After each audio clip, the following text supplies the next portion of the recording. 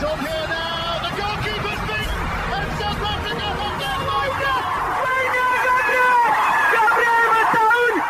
Shagger Sport 2010.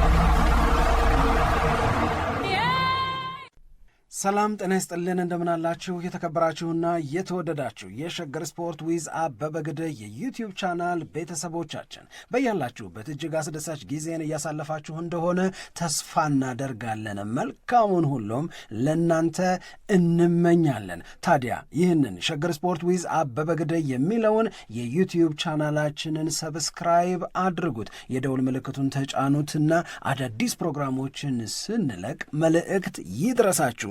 ላይክ በማድረግ እንዲሁም ደግሞ ሊንኩን ለሌሎች በማጋራት በተከታዮች ቁጥር እንድንበዛ የምንሰራቸው ፕሮግራሞችም ብዙ ሰዎች ጋር እንዲደርስ የምታደርጉትን ጥረት አጠናክራችሁ ቀጥሉ እንላለን። እስካሁን ላደረጋችሁልን ድጋፍ፣ እገዛ እና እኛን ለማንቃት ለሄዳችሁት ርቀት በሙሉ ምስጋናችን ትልቅ ነው። በጣም እጅግ በጣም አድርገን እናመሰግናለን። በያላችሁበት የአማረ ጊዜም እንዲሆንላችሁ እንመኛለን። ታዲያ የመጀመሪያው ጉዳያችን የሚሆነው ማንቸስተር ዩናይትድ ነው። ማንቸስተር ዩናይትድን በተመለከተ በእኔ እምነት አሁን የምንነጋገረውም ሆነ በሸገር ስፖርት ዊዝ አበበ ግደይ የዩቲዩብ ቻናላችን ላይ ቀደም ብሎ የተቀመጠ አንድ ፕሮግራም አለ።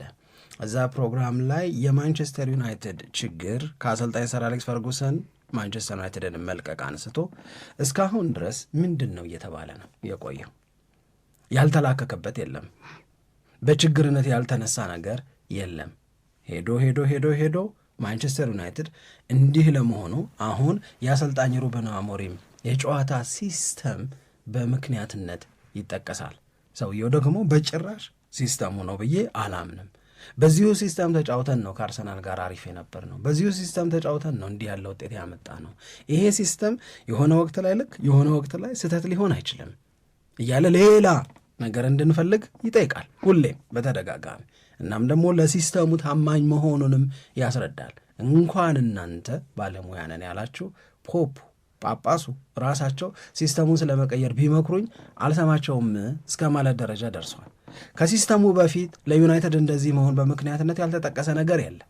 ሁላችንም የምናስታውሰው ሁላችንም የምናነሳው ነገር ያለ ይመስለኛል። አሁን ትልቁ ነገር እንዲህ ያሉትን የማንቸስተር ዩናይትድ እስከ ዛሬ ድረስ በምክንያትነት የሚጠቀሱትን ሰበቦች የችግር መፈጠሩ ምክንያት ተደርገው የሚወሰዱትን ነገሮች እናንሳቸው። አሁን ሲስተም ነው። ከሲስተም በፊት መጀመሪያ ላይ አሰልጣኞች ይባል ነበረ። አሰልጣኞች ይባላሉ። ግን ከፈርጉሰን በኋላ ማንቸስተር ዩናይትድ ስንት አሰልጣኝ ቀየረ? በእነዚህ ሁሉ የአሰልጣኞች መቀያየር የዩናይትድ ግሎሪ ታይም ገና በሚፈለገው መጠን አልተመለሰም። እንኳን ሊመለስ ችግሮቹ እየተባባሱ ማንቸስተር ዩናይትድም ባለህበት ሂድ ላይ ይገኛል። ከዛ ተጫዋቾቹ ናቸው ተባለ። ተጫዋቾቹ ናቸው ተብሎ ስለሚታመን እስከ አሁን ድረስ ማንቸስተር ዩናይትድ አዳዲስ ተጫዋቾችን ወደ ቡድኑ መቀላቀል አልተባም። ከቢሊየን ፓውንድ በላይ አውጥቷል ከፈርጉሰን ጋር ከተለያየ በኋላ። እንደገና ተጫዋቾቹን የሚያስፈርሙ ሰዎች ናቸው ተብሎም ስለሚታመን ማንቸስተር ዩናይትድ ቦርዱን እና የተጫዋች መልማዮቹን በሙሉ ሰር ጂም ራትክሊፍ 27.7% ኦውነር ከሆኑ በኋላ የክለቡ አሰናብተው በሌሎች አዳዲስ ሰዎች ተክተዋቸዋል። ፋሲሊቲ ነው ይባል ነበረ። ካሪንግተን 50 ሚሊዮን ፓውንድ ወጥቶበት እንዴት ባለ መንገድ እንደተስተካከለ አይተናል፣ ምስክሮች ነን። ዩናይትድ ቤት ግን አሁንም ጥያቄ ማንሳታችንን አልተውንም።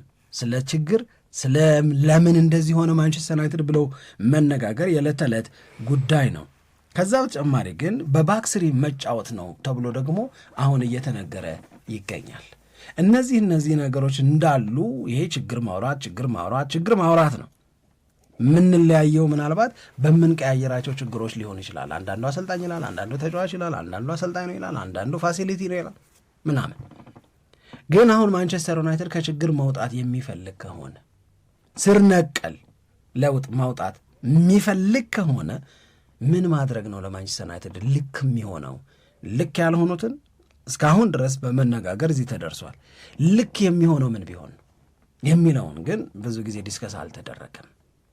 ይሄ ዲስከሽን እንዲነሳ ሲወሰን ወይም ሲታሰብ ማንቸስተር ዩናይትድን በተመለከተ አንድ የማንቸስተር ዩናይትድ ተጫዋች 2014 ላይ የተናገረውን ነገር ወደ ኋላ ሄዶ ያስታውሳል። አንድ ጸሐፊ በጣም ቆንጆ ጽሑፍ ጽፏል እና በዚህ ጽሑፉ ላይ ምንድን ነው የሚለው? 2014 ላይ ሁዋን ማታ የምታስታውሱ ከሆነ ማንቸስተር ዩናይትድን እንደተቀላቀለ ያን ጊዜ የማንቸስተር ዩናይትድ ተጫዋች ሲሆን የተናገረው ነገር ነበረ። እሱ የተናገረውን የያኔ ንግግር አሁን እናመጣዋለን። ግን ከዛ በፊት ሁዋን ማታ ማንቸስተር ዩናይትድን ሲቀላቀል የዚህ ተጫዋች የዝውውር ዋጋ 44.73 ሚሊዮን ዩሮ ነበረ። አሰልጣኝ ሆዜ ሞሪኒዮ የቼልሲ አሰልጣኝ ሆነው ሁዋን ማታን በቼልሲ ከዚህ በኋላ አልጠቀመብህም ብለውት ትርፍ አድርገውት ነበር። የዛን ሰዓት ላይ ትርፍ የነበረውን ሁዋን ማታን ነው ማንቸስተር ዩናይትድ ያስፈረመ፣ አሁን በጠቀስኩት ዋጋ ማለት ነው። ታዲያ ያኔ መካሪዎች ነበሩት። ማን? ሁዋን ማታ። I don't think that's a good idea to join Man United right now ምናምን አሉኛል። በዚህ ወቅት ማንቸስተር ዩናይትድ ደስ አይልም። ማንቸስተር ዩናይትድን በዚህ ወቅት መቀላቀል ልክ ላይሆን ይችላል። ምክንያቱም ማንቸስተር ዩናይትድ ምን ላይ ነው? ችግር ላይ ነው አሉኛል። ደግሞ ሌሎች ሰዎች ይመጡና ማንቸስተር ዩናይትድ ከረንትሊ ችግር ላይ ነው፣ 2014 ነው ምናምን ችግር ላይ ነው። ነገር ግን ማንቸስተር ዩናይትድ ደግሞ መቼም ቢሆን አሁን ባለው ወቅታዊ ችግር የሚለካ የሚመዘን አይደለም፣ ከማንም በላይ ደግሞ ታላቅ ነው ይሉታል። ስለዚህ ይህንን ታላቅነቱን ብለህ ማንቸስተር ዩናይትድን ብትቀላቀል ማንቸስተር ዩናይትድን ወደ ተሻለ ደረጃ ለመመለስ የሚደረገው ጥረት አካል ትሆናለህ፣ ኮንትሪቢዩት ታረጋለህ፣ የታላቅነትን ክብር አብረህ ከዩናይትድ ጋር ታገኛለህ ብለው ደግሞ ይመክሩታል። እና ሰውየው እንደሚል ታውቂያለሽ፣ ማንቸስተር ዩናይትድ ቤት ይሄ የታላቅነት ጉዳይ በሁለት መንገድ ይነሳል። አንድ ስትቀላቀው ማንቸስተር ዩናይትድ ችግር ላይ ነው ምናምን ብለሽ ስታስቢ፣ ቢሆንም ግን ትልቅ ክለብ ነው። ትልቅ ክለብ ሱነር ኦር ሌተር ከችግሩ ይወጣል። ስለዚህ ከችግሩ ሲወጣ ከችግሩ የወጣውን ማንቸስተር ዩናይትድን መወከል ክብር ነው በቃ ምናምን ይባላልና ስለ ትልቅነቱ በዚህ ጊዜ ይወራል። ከማንቸስተር ዩናይትድ ስትባረሪም ትልቅነቱን አትመጥንም ተብለሽ ነው ትባረሪም። ስትቀጠሪም ትልቅነቱ ይነገርሻል፣ ስትባረሪም ለማንቸስተር ዩናይትድ ታላቅ ታሪክ የሚመጥን ነገር እየተመዘገበ ስላልሆነ ተብሎ አሰልጣኝ ይባረራል፣ ተጫዋቾች ከክለቡ እንዲወጡ ይደረጋሉ። ይህንን ካስታወሰን ታዲያ በዛን ወቅት ሁዋን ማታ የተናገረው ነገር ምንድን ነው? 2014 ማለት ሳምሪ የዛሬ 11 ዓመት አካባቢ የተናገረው ነገር ማለት ነው። ሁዋን ማታ በወቅቱ we have to be together አለ። ማንቸስተር ዩናይትድ ችግር ላይ ነው፣ ማንቸስተር ዩናይትድ እያቃተው ነው። ነገር ግን ደግሞ የሚሻለንና ማድረግ የሚጠበቅብን ነገር አንድ ላይ መሆን ነው፣ ማበር ነው የሚሻለን። አሁን ጊዜው ይላል የመወቃቀሻ አይደለም፣ የሆነ ሰው ላይ ጣት የምንቀስርበት፣ የሆነ ሰው ለማንቸስተር ዩናይትድ እንደዚህ መሆን ምክንያት ነው ተብሎ ጣት የሚቀሰርበት፣ እሱ የሚወገዝበት አይነት ነገር አይደለም። እሱን የምናደርግበት ጊዜ አይደለም። አሁን ጥፋተኛ የምንፈልግበት ጊዜ አይደለም ማለት፣ አሁን የምንተጋገዝበት ነው፣ አንድ ላይ የምንሆንበት፣ ከአሰልጣኙ፣ ከስታፉ፣ ከተጫዋቹ፣ ቦርዱ ላይ ካሉት ሰዎች በሙሉ አንድነትና ህብረት ይጠበቃል። በዚህ አንድነትና ህብረት ብቻ ነው ማንቸስተር ዩናይትድን ከገባበት ችግር የምናወጣው። ስለዚህ በዚህ መንፈስ እንቀጥል፣ በዚህ መንፈስ ማድረግ የሚገባንን ነገር እናድርግ፣ አሰልጣኙን እናግዝ፣ እንመን በሱ ሐሳብ ይላል። የዛሬ 11 ዓመት በአሰልጣኙ ሐሳብ እንመን። ምክንያቱም እኛ ተጫዋቾች ራሳችንን ማሻሻል አለብን። እኛ ተጫዋቾች በፍጥነት ከአሰልጣኙ ሐሳብ ጋር ራሳችንን ማዛመድ አለብን። ሁዋን ማታ ነው የሚለው የዛሬ 11 ዓመት እና አሰልጣኙን ብቻ እየወቀስን የትም ልንደርስ አንችልም። አሰልጣኙን ብቻ እየወቀስን ምንም ነገር ልናሻሽል አንችልም። ታክቲኩ አይደለም ምክንያቱ ይላል የዛሬ 11 ዓመት ሳም ታክቲኩ አይደለም ምክንያቱ፣ አሰልጣኙና የአሰልጣኙ ሐሳብ ብቻ አይደለም ምክንያቱ፣ ሁላችንም ነን። የሁላችንም ድምር ስህተት ነው ማንቸስተር ዩናይትድን እንደዚህ ያደረገው። ስለዚህ አሁን መወቃቀሻ ጊዜ አይደለም። ወይም አንድን ሰው ወይም የዛን ሰውዬ የታክቲክ ሐሳብ ወይም ደግሞ ምናምን እያልን የሆነ ቦታ ላይ ብቻ በማነጣጠር ችግሩ ልንፈታው አንችልም ይላል እና ሁላችን አንድ ላይ እንቁም፣ በዚህ ማንቸስተር ዩናይትድ ልናግዝ እንችላለን እያለ አውርቷል። የዛሬ 11 ዓመት በዛሬ 11 ዓመት የሆነ ማታ ንግግርና በአሁኑ በበቀደሙ የማቲያስ ኩኛ ወይም የብሪያን ኤምቤሞ ንግግር መካከል አንድ ልዩነት አታገኝም።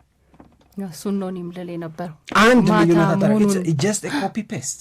ማታ መሆኑን ባትነግረን መጀመሪያ እና ጊዜውን ባትነግረን ዝም ብሎ ንግግሩን መጀመሪያ ላይ ተናግረኸው ይህንን ያለው ማን ነው ብትለን ሰሞኑን ስናወራበት የነበረ ጉዳይ ስለሆነ ማቲያስ ኩኛ፣ ብሪያን ኤምቤሞ፣ ሼሽኮ፣ ዴላይት፣ ማቲያስ ዴላይት ራሱ እና በቃ አሁን ያሉት ተጫዋቾች የተናገሩት ነው ብዬ ነበር ማስበው። ምን እኮ እሱ ነው እኮ አሁን በጣም በቃ 11 ዓመት በፊት ነው ነገሩን የበለጠ የሚያከረው። ይሄ ምን ምስል ይሰጥሻል? አሁን ይሄን ዝም ብለሽ አስቢ። በዛሬ 11 ዓመትና በዛሬ ንግግር መካከል ምንም ልዩነት ከሌለ በዛሬ 11 ዓመት ችግር በፊት ችግርና በዛሬ ችግር መካከል ምንም ልዩነት የለም፣ መሻሻል የለም ማለት ነው ባጭሩ። ያልተሞከረ ነገር ደግሞ የለም። በጣም ብዙ ነገር ተሞክሯል። በጣም ብዙ ነገሮችን ለመለዋወጥ ተሞክሯል። የዛሬ 11 ዓመትም ስለ ታክቲኩ ችግር ታክቲኩ አይደለም ችግሩ ሲባል ነበረ። ዛሬም ታክቲኩ አይደለም ችግሩ እየተባለ አሰልጣኙን ብቻ በመውቀስ ነገር አይሻሻልም ይባል ነበር የዛሬ 11 ዓመት። ይሄ ማለት እኮ የዛሬ 11 ዓመት ፈርጉሰን በለቀቁ በአመቱ እኮ ዴቪድ ሞየስ አመት ሳይሞላው እንደተባረረ ማለት። ዛሬም ደግሞ ሩበን አሞሪምን በተመለከተ ተመሳሳይ ወሬ ይወራል ማንቸስተር ዩናይትድ ቤት ውስጥ። ሶ እንዲህ ባለ ድግግሞሹ በበዛ ባለፉት 11 ዓመታት በጣም ተደጋግሞ በተነገረ ነገር ማንቸስተር ዩናይትድን መለወጥ፣ ማንቸስተር ዩናይትድን ማሻሻል ይቻላል ወይ የሚል ጥያቄ ለማንሳት እንገደዳለን። የበለጠ በጣም ስራውን ከባድ የሚያደርገው የሚመስለኝ እኔ ይሄ ነው ማለት ከዚህ በፊትም በተደጋጋሚ ተነስቷል። ማንቸስተር ዩናይትድን የተሻለ ለማድረግ የቀደመ ክብሩን እና አስፈሪነቱን ለመመለስ ያልተሞከረ ነገር የለም። በጣም ብዙ አሰልጣኞች ናቸው የመጡት። ለመጡት አሰልጣኞችም ደግሞ ገንዘብና ጊዜ በደንብ ወጥቷል። ምንም ይህ የምንጠራጠረው ነገር አይደለም። ግን ያንን ማንቸስተር ዩናይትድ መልሶ የሚያመጣ አሰልጣኝም ማግኘትም አልተቻለም። የመጡትም ተጫዋቾች ደግሞ ይሄ ማንቸስተር ዩናይትድ በቃ ቀድሞ የነበሩትን አይነት ተጫዋቾች የሚሰጡትን አገልግሎት ሲሰጡ አልተመለከትም። አሁን በቃ በዋናነት ሁለት ትልቅ መሰረታዊ የሚባሉ ችግሮች አሉ ይመስለኛል የማንቸስተር ዩናይትድ ላይ። አንደኛ ጊዜው ነው፣ ረዘመ በጣም። አሁን ፈርጉሰን ማንቸስተር ዩናይትድን ከለቀቁ በኋላ የነበረው ረጅም ጊዜ ማንቸስተር ዩናይትድ ችግር እንኳን ቢያጋጥመው ከአሰልጣኝ ለመውጣት ሊፈጅበት አይገባም፣ በጣም ረዘመ። ምክንያቱም ማንቸስተር ዩናይትድ ነው፣ ትልቅ ክለብ ነው፣ ከችግሩ ቶሎ ያገግማል እያልን እያወራን ስለሆነ ማለት ነው። ሁለተኛው ነገር ደግሞ ከዛው ባልተናነሰ ሁኔታ የሚታየው አሁን ያነሳነው ነገር ነው። ይሄ ተስፋ የሚሰጥ ፕሮግረስ ያለው ነገርም እየታየ አይደለም።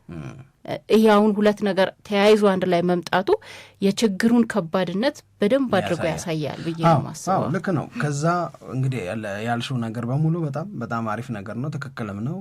ግን የማንቸስተር ዩናይትድ ፈርጉሰንና ዩናይትድ ሲለያዩ ዴቪድ ሞይስ፣ ከዛ ሉዊ ቫን ሃል፣ ከዛ ሞሪኒዮ፣ ከዛ ኦሌ ጉናር ሶልሻር፣ ከዛ ኤሪክ ቴን ሃግ፣ ከዛ አሞሪም ምናምን እያለ ተመሳሳይ ዲስከሽን ነበረ።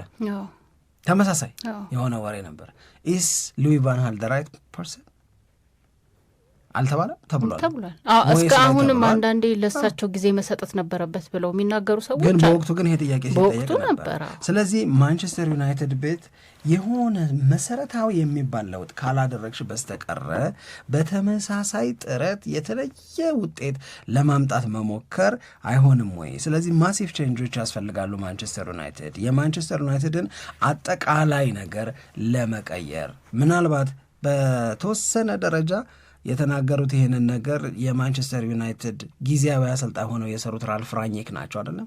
ኦፕን ሃርት ሰርጀሪ ያስፈልገዋል ማንቸስተር ዩናይትድ ያሉት። በቃ ምንም ጥርጥር የለውም። ይሄ በመቀባባት በማሸግ በመለጠፍ በመስፋት ምናምን የሚሆን ነገር አይደለም። በቃ ኦፕን ሃርት ሰርጀሪ ያስፈልገዋል። መሰረታዊ የሚባል ለውጥ መምጣት መቻል አለበት ነው። ይህንን አይነት መሰረታዊ ለውጥ ለማምጣት ምሳሌ ሊደረጉ የሚገባቸው ክለቦች አሉ። አሁን ከረንትሊ ማንቸስተር ዩናይትድ እንዲሆን የማንቸስተር ዩናይትድ ደጋፊዎች የሚፈልጉት ነገር ምንድን ነው? ከሊቨርፑል ጋር መፎካከር የሚችል ማንቸስተር ዩናይትድ ተፈጥሮ ማየት ነው። ከማንቸስተር ሲቲ ጋር መገዳደር የሚችል በማንቸስተር ሲቲ ላይ የበላይነት መውሰድ የሚችል ማንቸስተር ዩናይትድ ተመስርቶ ማየት ነው። አርሰናልን የሚበልጥ ፈርጉሰን ጊዜ እንደነበረው የፕሪሚየር ሊጉን የውድድር ዓመት ልንጀምር ስንል ዘንድሮ ዩናይትድ አይቀመስም ማለት ናፍቆናል እኮ እያልን እኮ አይደለም። ከስጋት ጋር ነው የምንጀምረው፣ በስጋት ነው የምንጨርሰው። ምንም ነገሮችን መቀየር አልቻሉም የዩናይትድ ሰዎች። ተመሳሳይ ነገር ነው ማንቸስተር ዩናይትድ ቤት ያለው። ስለዚህ ከአርሰናል፣ ከሊቨርፑል፣ ከማንቸስተር ሲቲ ጋር እየተፎካከረ ብቻ ሳይሆን እነዚህን ሶስት ክለቦች እየበለጠ ዋንጫ የሚያሸንፈው ማንቸስተር ዩናይትድ እንዲመለስ ከሆነ የሚፈለገው ምሳሌ ልናደርጋቸው የሚገቡ አሰራሮች አሉ ነው። አሁን ለዛሬ አንድ ምሳሌ ብቻ እናንሳ። ማንቸስተር ዩናይትድ ሰሞኑን በሰር ጂም ራትክሊፍ ቃለ ምልልስ ውስጥ የተረዳነው ነገር የማንቸስተር ዩናይትድ አካዳሚ ፍጹም ደካማ መሆኑን። አካዳሚሽ ደካማ ሆኖ ማሲቭ ቼንጅ ማምጣት አትችልም።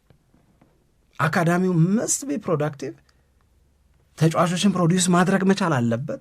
ከስር ከስር እያወጣ በእነዚህ ከአካዳሚው በሚወጡ ተጫዋቾች ማንቸስተር ዩናይትድ ከፍ ወዳለ ደረጃ እንዲመጣ ዋናውን ቡድን ማገዝ መቻል አለበት።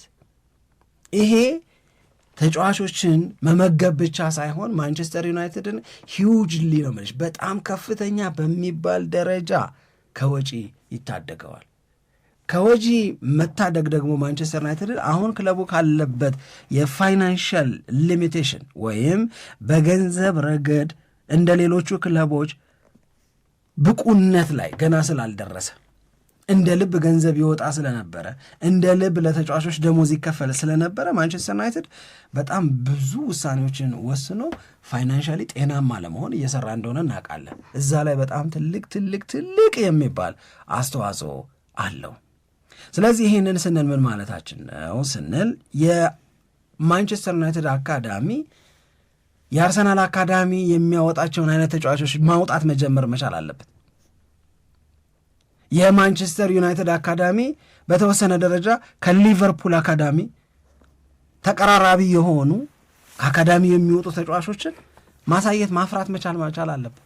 ኢቨን ማንቸስተር ሲቲ አርሰናልን በዚህ ረገድ ከሁሉም ቀዳሚ ልናደርገው የምንችልም የምንገደድም የሚገባም ይመስለኛል። አርሰናል አሁን በእንግሊዝ ፕሪሚየር ሊግ የደረጃ ሰንጠረዥ መሪ ነው እና ማይክል አርቴታ ለዚህ አርሰናል የደረጃ ሰንጠረዥ መሪነት ሚና ቢኖረውም ብቸኛው የአርሰናል የጉብዝና ሰበብ አድርገን ግን ልንወስደው አንችልም።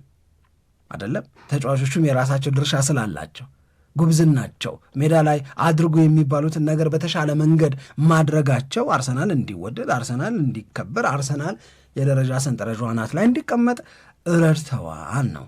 ይህንን በምናነሳበት ሰዓት ላይ ሁለት መሰረታዊ ነገሮች ይነሳሉ። በተለይ የአርሰናል ወጣት ተጫዋቾችን በተመለከተ የመጀመሪያው ነገር የአርሰናል አካዳሚ የነዚህ ወጣት ተጫዋቾች ባለቤት እንዲሆን ክለቡ አስችሏል። ቡካዮ ሳካ ብለን ብንጀምር ምን ልንል እንችላለን? ቡካዮ ሳካ አርሰናል ያስፈረመው ተጫዋች አይደለም፣ የአካዳሚው ግራጁዌት ነው። ስለዚህ ቡካዮ ሳካን በምንወስድበት ሰዓት ላይ ጄንዊንሊ ያለ ምንም ጥርጥር ነው የምነግርሽ ሳምሪ፣ ዓለማችን ላይ አሁን ምርጥ ከምንላቸው ተጫዋቾች መካከል አንደኛው ቡካዮ ሳካን ኖ ዋን ካን ዲናይ ዚስ። ማን ሊክደው ይችላል? ይሄን እንደውም ይልና የእግር ኳስ ተጫዋቾችን የገበያ ዋጋ የሚተምን ትራንስፈር ማርኬት የሚባል አለ። እዚህ ላይ የሚሰራ እገሌ ስንት ሊያወጣ ይችላል ወይም ለገሌ ምን ያህል ቢወጣ ነው ፌር የሚባለው ምናምን የሚለውን ዋጋ የሚተምን ነው። እና ቡካዮ ሳካን የሚያስበልጠው ከበጣም ጥቂት ተጫዋቾች ብቻ ነው የሚያንሰው። ላሚን ያማል፣ ኤርሊንግ ሃላንድ፣ ኪሊያን ምባፔና ጁድ ቤሊንግሃም። አሁን በዚህ ሰዓት ላይ የዓለማችን 5ኛ ውድ ተጫዋች የመሆን እድል ያለው ተጫዋች ነው ማለት ነው ቡካዮ ሳካ። ይህንን ልጅ አርሰናል ገዝቶት አይደለም። ይህንን ልጅ አርሰናል ከአካዳሚው አውጥቶት ነው። ይሄ ቀላል ቫሊዩ አይደለም ያለው ሳምሪ። ቡካዮ ሳካን ትራንስፈር ማርኬት እንደሚተምነው ይሸጥ ወይም አርሰናል ይግዛው ቢባል 150 ሚሊዮን ፓውንድ አይበቃውም ይላል። 150 ሚሊዮን ፓውንድ አለማውጣት ትልቅ ጥቅም አይደለም? ከጉብዝናው መጠቀም አንድ ነገር እኮ ነው። 150 ሚሊዮን ፓውንድ ማዳን በተለይ ለማንቸስተር ዩናይትድ ሲሆን ትልቅ ነገር አይደለም፣ በጣም ትልቅ ነገር ነው የሚሆነው ነው። ስለዚህ ይህንን በሚያነሳበት ሰዓት ላይ ኦኬ አርሰናልን ብቻ ለምን ምሳሌ እናደርጋለን? ሊቨርፑል ባለፉት 9 የውድድር ዓመታት በደንብ አድርጎ የተጠቀምበት ትሬንት አሌክሳንደር አርኖልድ የሚባል ተጫዋች አለ። ሊቨርፑል ይህን ልጅ አላስፈረመውም። ሊቨርፑል ግን ቀሽም ስለሆነ ልጁን አልሸጠውምም። በነጻ በ10 ሚሊዮን አካባቢ ብቻ ሰጠው። ያውም 10 ሚሊዮን የተከፈለችው ለዓለም የክለቦች ውድድር ሪያል ማድሪድ እሱን ለመጠቀም ስለፈለገ ነው እንጂ በነጻ ፎር ፍሪ ቤስቲን ሳይከፍል ትሬንት አሌክሳንደር አርኖልድን ማግኘት ይችላል። በዚሁ ተመሳሳይ የትራንስፈር ማርኬት ዋጋ ይሄ ልጅ ከሊቨርፑል አካውንት 150 ሚሊዮን ፓውንድ እንዳይወጣ አድርገዋል ተብሎ እንቅጩን ተቀምጧል። ማንቸስተር ዩናይትድ እንደዚህ አይነት ኦፖርቹኒቲ ያለው እንዴ? ከአካዳሚው ያገኘው አሞሪምን ሰፖርት ያደረገ ዋናውን ቡድን በደንብ አድርጎ የደገፈ አለ ወይ ብለን ስንል የለም ነው። በሌላ መንገድ ላስቀምጠው ይህንን ነገር ሳምሪ ቡካዮ ሳካን ይዘሽ እመኚ ከ2 የውድድር ዓመት በኋላ ወይም ካሁን በኋላ 2ኛ የውድድር ዓመት ላይ ሜዳ ላይ የምናያቸው 40% የአርሰናል ተጫዋቾች የአካዳሚ ፕሮዳክቶች ይሆናል። ስለ እነ ሉዊስ ስኬሊ፣ ስለ እነ ኤታን ንዋኔሪ፣ ስለ ማክስ ዶማን፣ ስለ ቡካዮ ሳካ ምናምን ነው የምናወራው። ገብቶሻል? 40% ያውም ዝም ብለው እኮ አይደለም ለኮታ ምናምን አይደለም ያስገቧቸው እኮ 40% ምርጦቹ የአርሰናል ተጫዋቾች ከአካዳሚ ውጤት የተገኙ የመሆን እድላቸው በጣም ሰፊ ነው። ይሄ ፕሪቪሌጅ አለ ወይ ማንቸስተር ዩናይትድ ብለሽ ስታስቢ፣ በዚህ እኮ ከነዚህ አርሰናል ከምንላቸው ከነዚህ ሊቨርፑል ከምንለው ከነዚህ ማንሲቲ ከምንለው በላይ እኮ ማንቸስተር ዩናይትድ ነበር እኮ የሚታወቀው። ፈርጊ ቤቢስ በዝቢ ቤቢስ ምናምን እየተባለ ይመጣሉ እነ ጊግስ ምናምን። በቃ ማንቸስተር ዩናይትድን ለረጅም ጊዜ የእንግሊዝን ሊግ የአውሮፓን ሊግ ዶሚኔት እንዲያደርግ የረዱ ናቸው። እንደ ባህል ከነ ልጅነታቸው ማማር ጭምር የሚነሳላቸው ናቸው። አሁን እንደዛ አይነት እውነት ውስጥ አይደለም ማንቸስተር ዩናይትድ ፕሮዲውስ እያደረገ አይደለም። ይህንን ደግሞ ሰውየው በሚዲያ ወጥተው በቀደምለት ፍርጥ አድርገው ተናግረውታል። እንዲህ ያለ ማሲቭ ቼንጅ ካልመጣ በስተቀረ በጣም አስቸጋሪ ነው። አሁን ያነሳነው አርሰናልን፣ አሁን ያነሳነው ሊቨርፑልን ነው እንጂ በማንቸስተር ሲቲ አሸናፊነት ውስጥ ፊልፎደንን የምናደንቅ ከሆነ ፊልፎደን ተገዝቶ አይደለም ተመርቶ ነው፣ ተሰርቶበት ነው ከልጅነት ጀምሮ በማንቸስተር ሲቲ ሰዎች። ቼልሲን እኩዮቹን ነው እየጠራለሁ። ቼልሲን ብትወስጂ ቼልሲ የአውሮፓ ቻምፒዮንስ ሊግን ዋንጫ ሲያሸንፍ ሜሰን ማውንት የቡድኑ አባል ነበር፣ የአካዳሚ ውጤታቸው ነው። ሪስ ጄምስ አባል ነበር፣ የአካዳሚ ውጤታቸው ነው። እንደነዚህ ያሉ ተጫዋቾችን በመጠቀም ቼልሲ፣ ማንቸስተር ሲቲ፣ ሊቨርፑል፣ አርሰናል ትልቅ ነገርን እየተቆናጠጡ ከሆነ ዋይኖት ማንቸስተር ዩናይትድ? ለምን አይሆንም? ማንቸስተር ዩናይትድ ለምን አቃተው? እዚህ ላይ ለምን ተዘናጋ?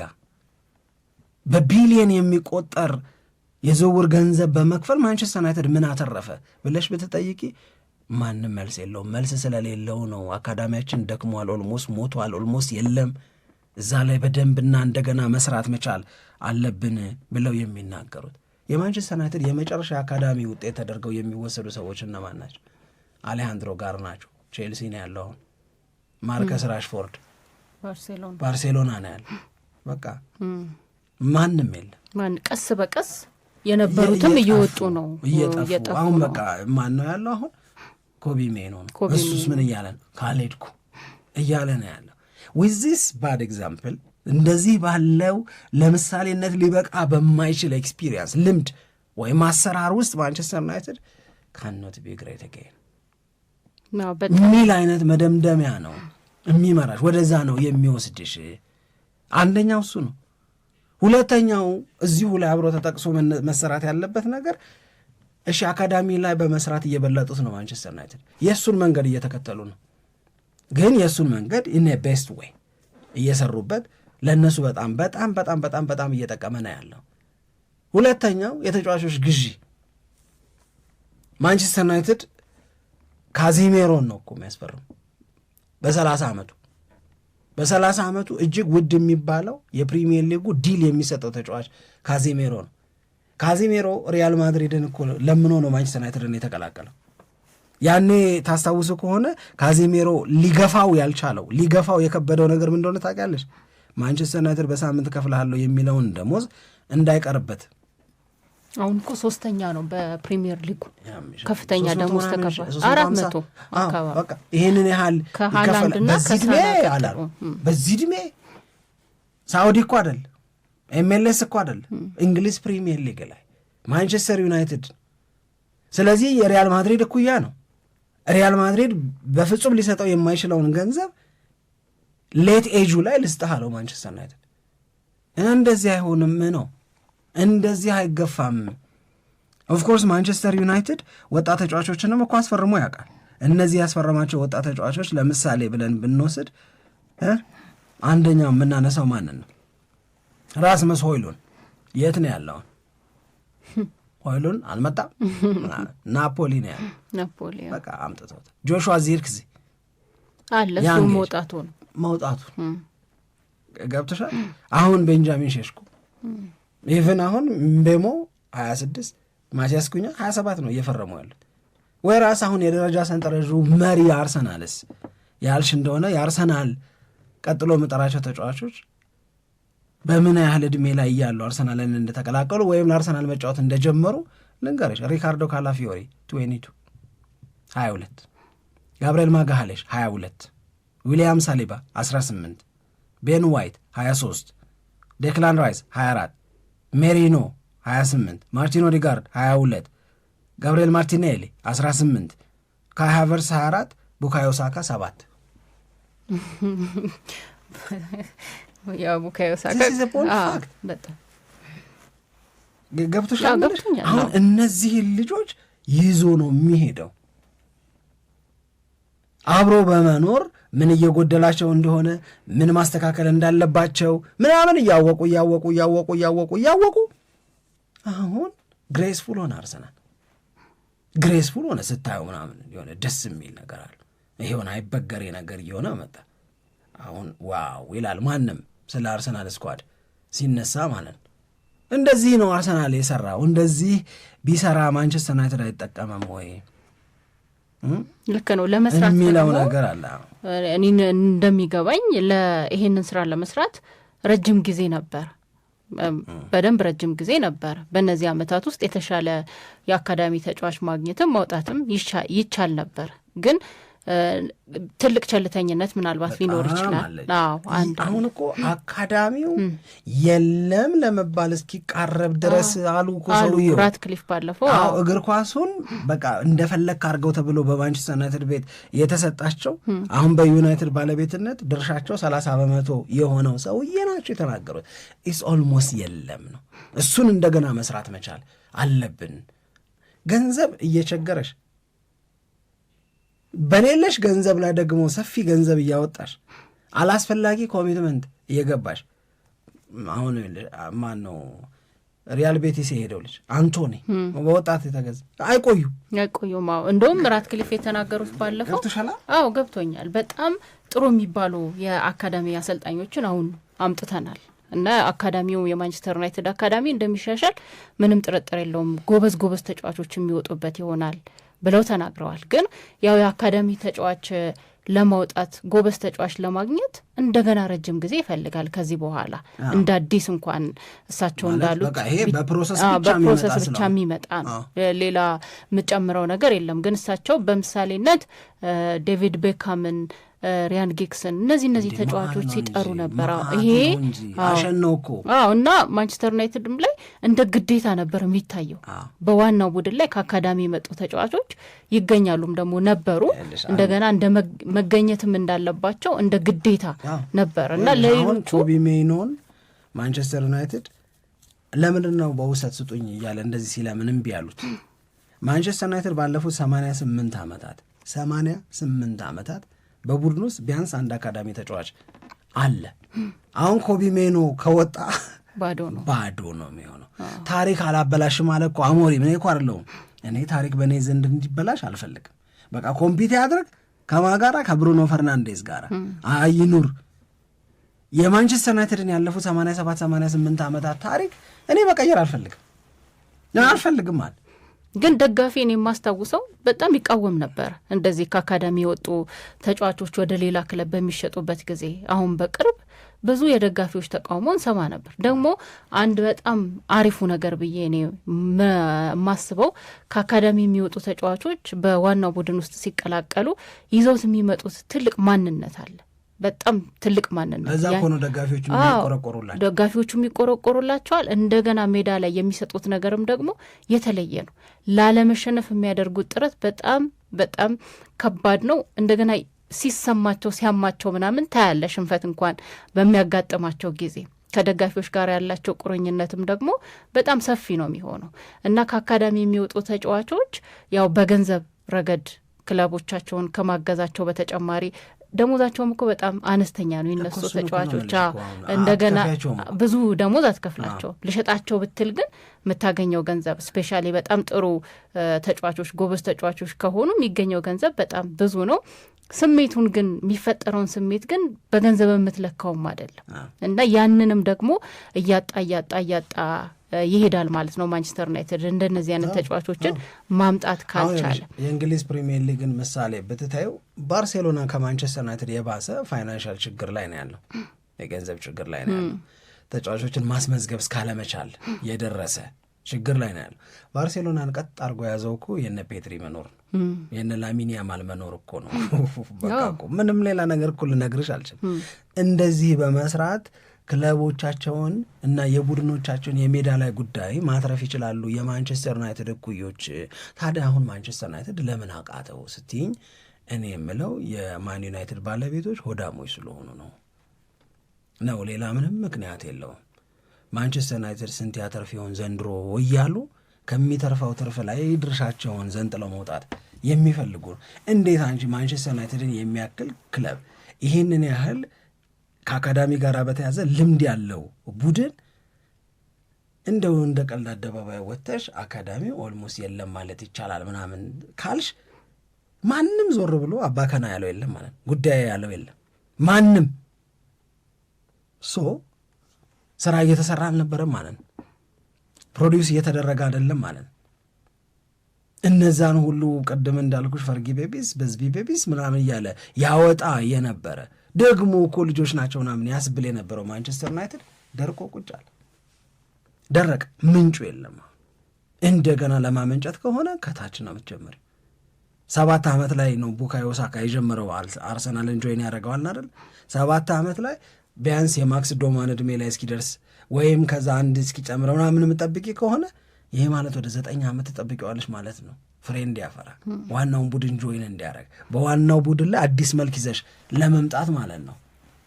ትልቅ ስህተት ነው ይሄ፣ በጣም ትልቅ ስህተት ነው። ባርሴሎናንም አርሰናልንም ሊቨርፑልንም ቼልሲንም ማንሲቲንም ምናምንንም ምሳሌ ብታደርጊ የነዚህ ሰዎች ደካማ የሚባል አስተሳሰብ፣ ደካማ የሚባል አሰራር ዩናይትድን በዚህ መጠን ላግ እንዲያረግ አድርጎታል ለማለት ነው።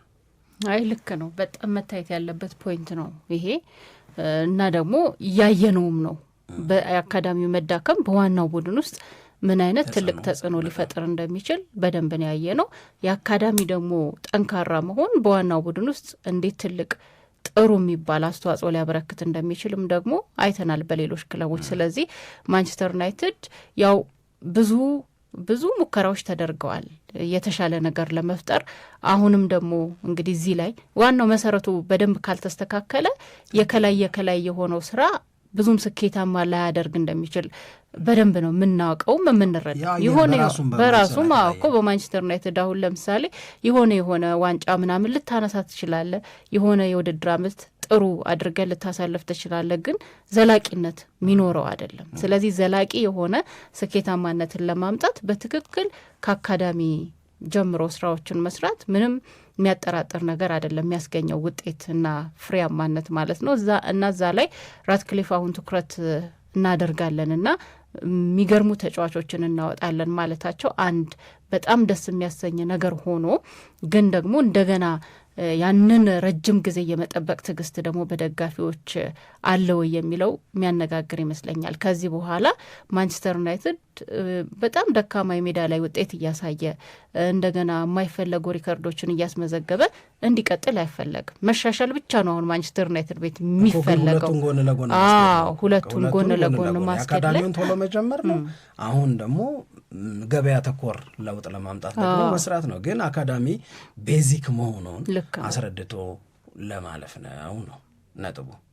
መልካም አብራችሁን ስለነበራችሁ እጅግ በጣም አድርገን እናመሰግናለን። ታዲያ ይህንን ሸገር ስፖርት ዊዝ አበበ ግደይ የሚለውን የእኛን የዩቲዩብ ቻናል ሰብስክራይብ ማድረግ፣ ሊንኩን ለሌሎች ማጋራት እንዳትረሱ። ለእስካሁን ድጋፍ እያመሰገንን ደግሞ በሌሎች መረጃዎች ዳግም እናንተን ለማግኘት ያብቃን እንላለን። በያላችሁበት ሰላም ሆኑልን።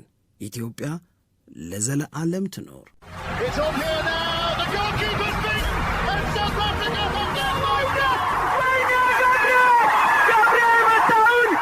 Shaker Sport 2010